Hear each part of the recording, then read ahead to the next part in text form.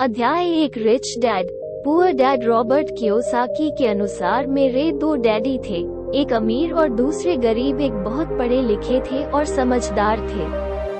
वे PhD थे और उन्होंने अपने 4 साल के अंडरग्रेजुएट कार्य को 2 साल से भी कम समय में कर लिया था। इसके बाद वे आगे पढ़ने के लिए स्टैनफोर्ड यूनिवर्सिटी ऑफ शिकागो तथा नॉर्थवेस्टर्न यूनिवर्सिटी गए और यह सब उन्होंने पूरी तरह से स्कॉलरशिप के सहारे ही किया। मेरे दूसरे डैडी 8वीं से आगे नहीं पढ़े थे। दोनों ही अपने करियर में सफल थे।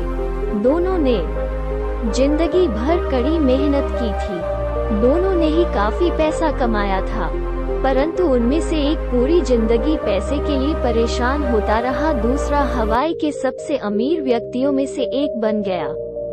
एक के मरने पर उसके परिवार, चर्च और जरूरतमंदों को करोड़ों डॉलर की दौलत मिली। दूसरा अपने पीछे कर्ज छोड़कर मरा। मेरे दोनों डैडी इरादे के पक्के, चमत्कारी और प्रभावशाली थे। दोनों ने मुझे सलाह दी, परंतु उनकी सलाह एक सी नहीं है। क्यों? दोनों ही शिक्षा पर बहुत जोर देते थे, परंतु उनके द्वारा सुझाए गए पढ़ाई के विषय अलग अलग थे।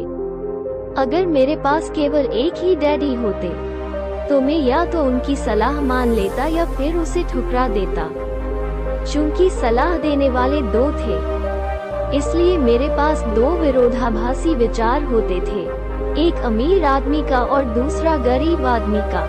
किसी भी एक विचार को सीधे सीधे मान लेने या न मानने के बजाय मैं उनकी सलाहों पर काफी सोचा करता था, उनकी तुलना करता था और फिर खुद के लिए फैसला किया करता था।